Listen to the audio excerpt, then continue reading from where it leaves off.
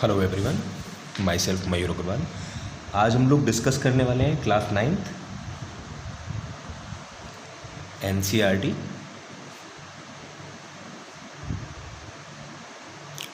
Chapter number 1 number system.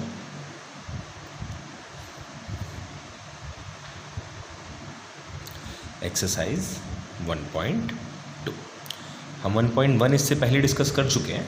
आप लोग उसको देखने के लिए जो पहला वीडियो था मेरा उसको गो थ्रू हो सकते हैं, उसको देख सकते हैं। आपको जो बेसिक कंसेप्ट हम लोग उसमें समझाने का कोशिश किया था कि नंबर सिस्टम के जो बेसिक कॉन्सेप्ट्स हैं जो आप लोग पहले क्लास में भी पढ़ चुके हैं, उनको हमने बहुत कोशिश किया था आसानी से समझाने का। अगर आप चाहें तो उसको देख सकते हैं। आज हम लोग 1.2 डिस्कस करने वाले हैं। What is the day today? Today is 24 April 2019। देखिए, in exercise 1.2 the main thing we will discuss today. आज जो सबसे इंपॉर्टेंट चीज़ हम लोग डिस्कस करने वाले हैं वो होगा irrational numbers. Irrational numbers, irrational numbers. Sir irrational number क्या होते हैं? जो बच्चे पहली बार इसको देख रहे होंगे, सबसे पहले आपको ये पता होना चाहिए कि रेशनल नंबर क्या होते हैं। इससे पहले वाली वीडियो में हमने डिस्कस किया था वो सारे नंबर जो P/Q की फॉर्म में होते हैं। All those numbers which are in the form of P/Q where Q is not equal to 0 are called rational number. वो सारे नंबर क्या थे? वो सारे नंबर रेशनल नंबर होते थे। Now in this exercise we will discuss what are irrational number. तो irrational number क्या होते होंगे? तो यहाँ से कॉमन सी बात निकल कर आती है sir, all those numbers which are not rational. वो सारे नंबर जो रेशनल नंबर नहीं हैं वो क्या कहलाएंगे? इर्रेशनल नंबर कहलाएंगे। Are called irrational numbers. वो सारे नंबर जो रेशनल नंबर नहीं है वो क्या कहलाएंगे? इर्रेशनल नंबर कहलाएंगे। आई होप आपको बात समझ में आ रही होगी।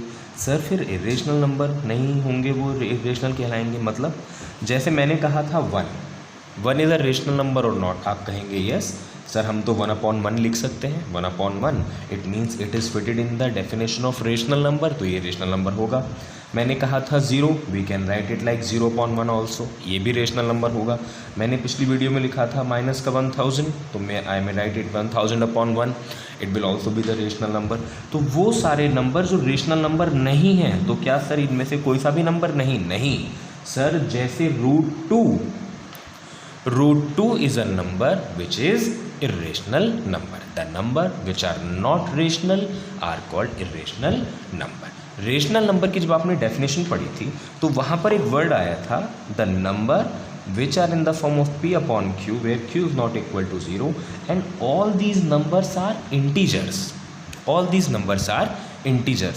जब ये वर्ड इंटीजर निकल कर आया था तो इंटीजर में क्या थे?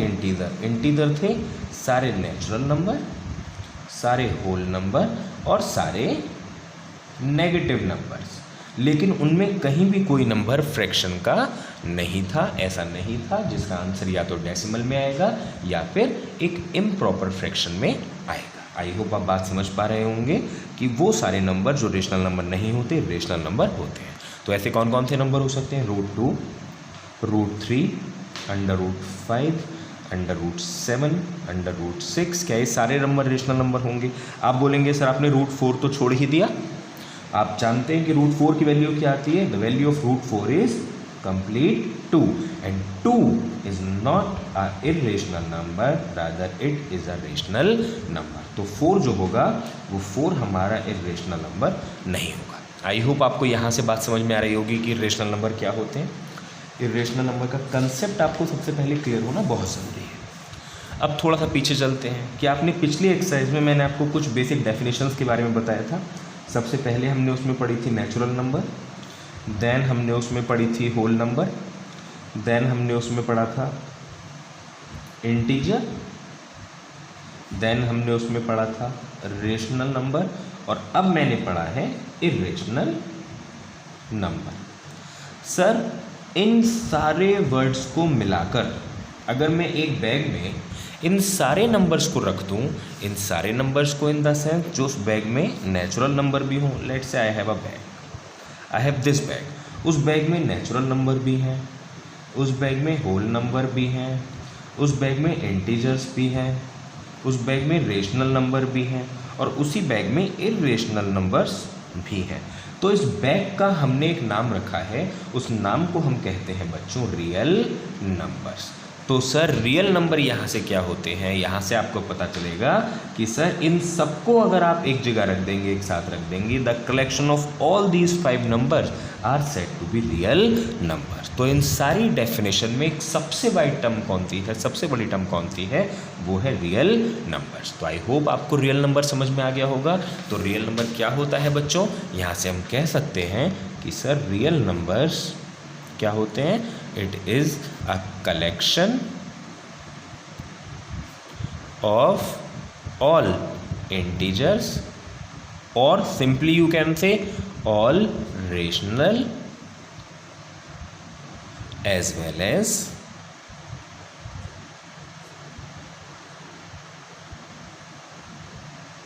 Irrational numbers. आई होप आपको बात समझ में आ रही होगी कि इर्रेशनल नंबर क्या होते हैं, रेशनल नंबर क्या होते हैं और रियल नंबर क्या होते हैं। आज हमने अभी तक 2 डेफिनेशंस को क्लियर करने का कोशिश किया है कि एग्जैक्टली में ये नंबर्स होते क्या हैं और इनको कैसे हम डिफाइन कर सकते हैं। अब इनके कुछ प्रैक्टिकल यूज़ पर आएंगे कि सर अब सवाल आता है, हमने सारी चीज़ें सीख ली, अब जो आपके एक्सरसाइज के लिए इंपॉर्टेंट क्वेश्चंस आएंगे कुछ, और कह सकते हैं कि इस एक्सरसाइज के लिए जो सबसे इंपॉर्टेंट क्वेश्चंस कुछ आएंगे जो आपको समझने इंपॉर्टेंट भी हैं, ज़रूरी भी हैं, कि represent root 2 on number line. Number line पर रूट 2 को रिप्रेजेंट कीजिए, represent root 2 on number line. देखिएगा, ध्यान से देखिएगा, थोड़ा सा इम्पॉर्टेंट टॉपिक है, अगर नहीं समझेंगे तो थोड़ा मुश्किल में समझ में आएगा, लेकिन अगर थोड़ा ध्यान से देखने की कोशिश करेंगे तो ये ज़्यादा मुश्किल कोई बात नहीं है। Let's say we have draw a number line always start with 0। I am only drawing the positive side, तो मैं सिर्फ पॉजिटिव नंबर्स को ले रहा हूँ। 0, it may be 1, it will B 2 and it will be my 3 and so on. मुझे इस number line पर क्या रिप्रेजेंट करना है बच्चों, I need to represent root 2। ध्यान से समझिएगा कैसे कर सकते हैं। एक मैथमेटिशियन रहे थे, उन्होंने इसको रिप्रेजेंट करने का एक तरीका बताया था कि how can we represent a rational number on irrational number on the number line. तो उन्होंने बताया था कि हम एक राइट एंगल ट्रायंगल की मदद से, आप ध्यान से देखिएगा, एक राइट एंगल ट्रायंगल की मदद से, मैं एक राइट एंगल ट्रायंगल यहाँ ड्रॉ कर रहा हूँ। Let's say I draw a base AB having base 1 unit.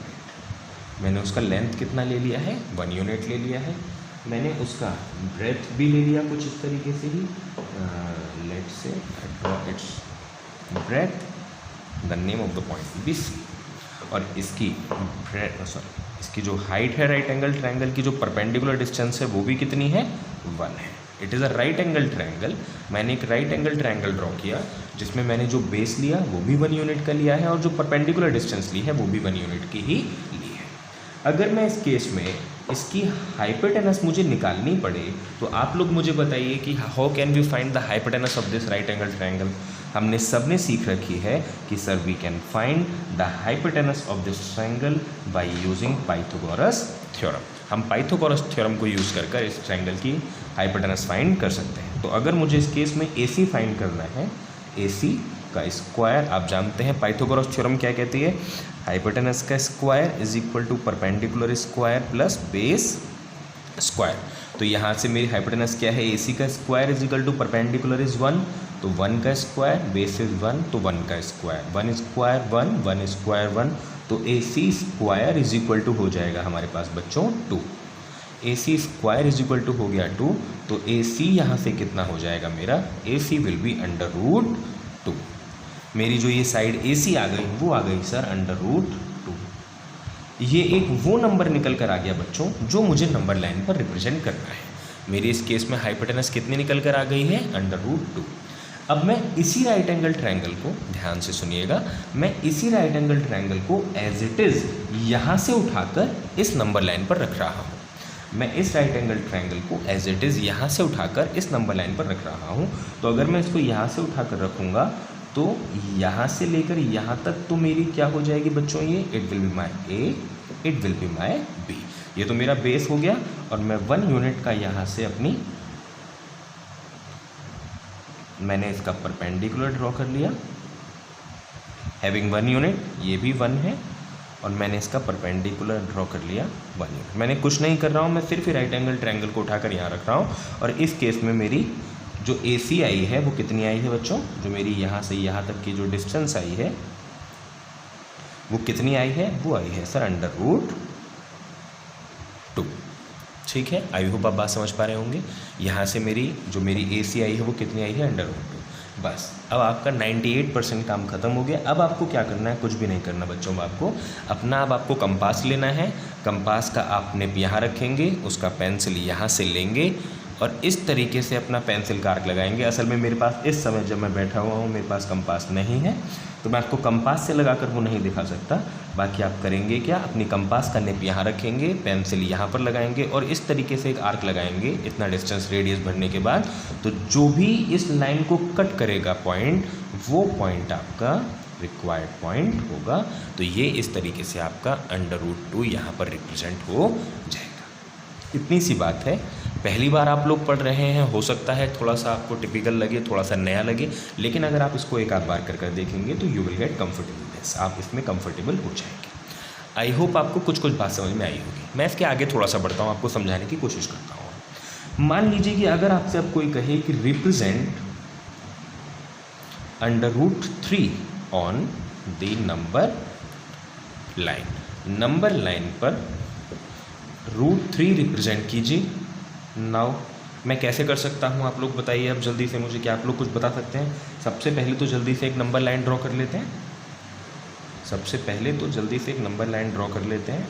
Let's say I draw this number line, start with 0, let's say it is my 1, it is my 2 and it is my 3, having same distance. आप ध्यान रखिएगा, अब मुझे ये बनाने की ज़रूरत नहीं है। अगर आप अपने ऊपर वाले ट्रायंगल को देखेंगे, ऊपर वाली नंबर लाइन को देखेंगे, तो मैं क्या कर रहा हूँ, मैं उसी फिगर को यहाँ पर अभी कॉपी कर रहा हूँ।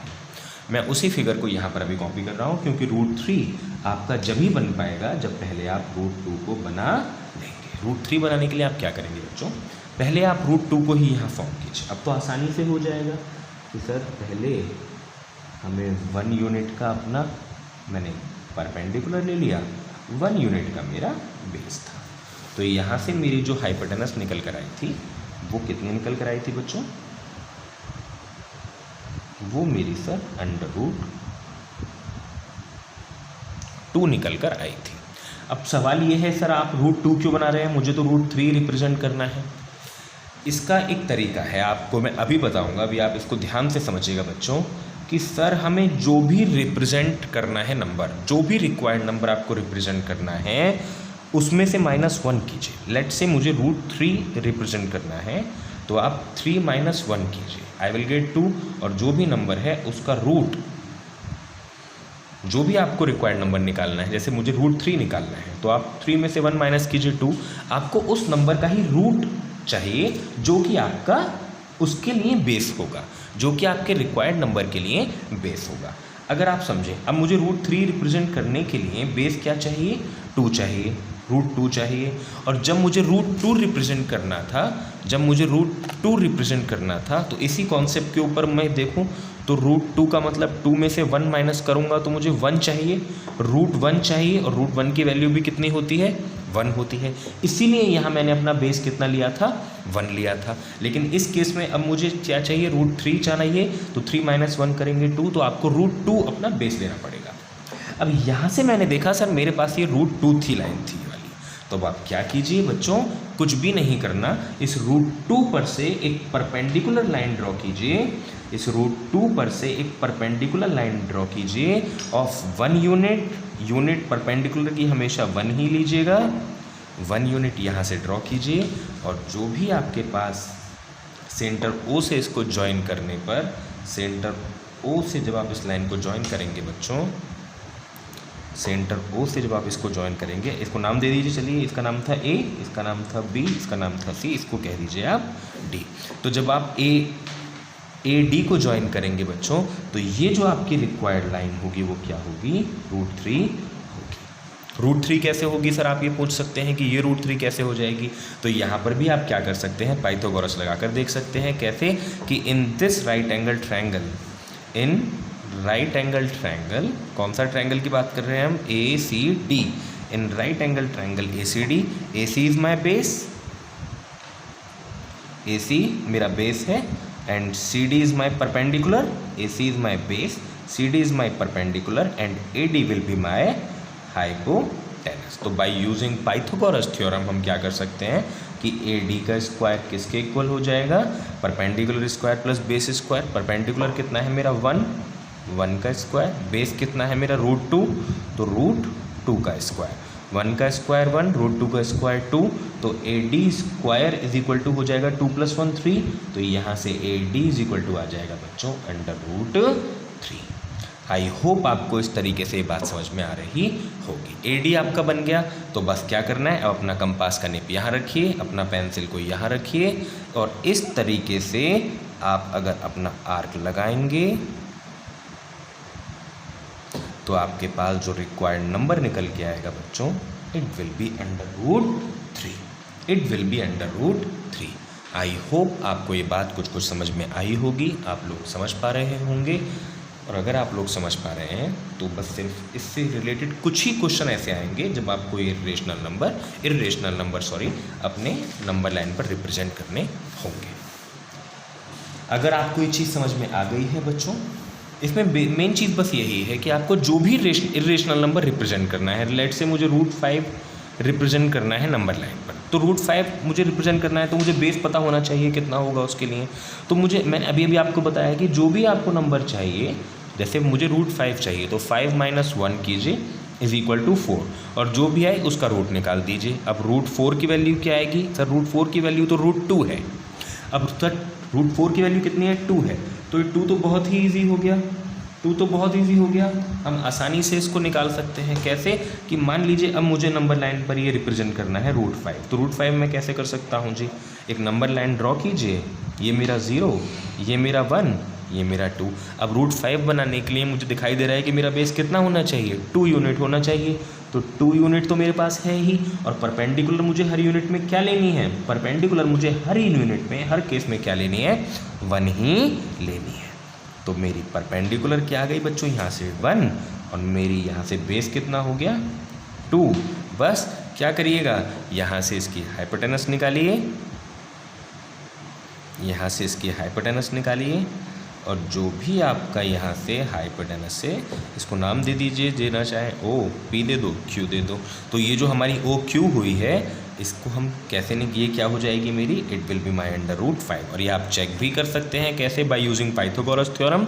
जैसे इसमें ओ क्यू मेरी हाइपोटेनस हो जाएगी, हाइपोटेनस का square is equal to perpendicular P Q का square plus base will be P O का स्क्वायर। तो ओ क्यू क्या है इसमें मेरी, ओ क्यू मुझे निकालनी है, पी क्यू कितनी है मेरी, पी क्यू इज़ 1 का स्क्वायर प्लस 2 का स्क्वायर। तो 1 square is equal to 1, 2 square is equal to 5, 2 square is equal to 4, तो it will be 4 + 1 5। O Q square is equal to 5, तो O Q is equal to √5। यहाँ से आपकी O Q की value कितनी आ जाएगी, √5 आ जाएगी। अगेन बस कुछ भी नहीं करना, सिंपल सा एक तरीका है, यहाँ से अपना डिस्टेंस लीजिए, कंपास को रेडियस इसमें फिल कीजिए इतना, पेंसिल का निप यहाँ पे रख के आप अगर अपना एक आर्क ड्रॉ करेंगे तो इधर कहीं पर आपका √5 रिप्रेजेंट हो जाएगा। आई होप बच्चों आपको एक कंसेप्ट समझ में आ गया होगा, आई होप आ गया होगा। मैंने बेस्ट कोशिश की है अपनी समझाने की, और अगर अब भी नहीं आया है तो मैं आपको ये वीडियो जब दूंगा तो आपके जो भी डाउट्स हो सकते हैं आप वो कमेंट करके मुझसे पूछ सकते हैं। I will try my best, मैं अपनी पूरी कोशिश करूँगा कि मैं आपको उन चीज़ों को अच्छे से समझा सकूँ। Thank you so much, thank you.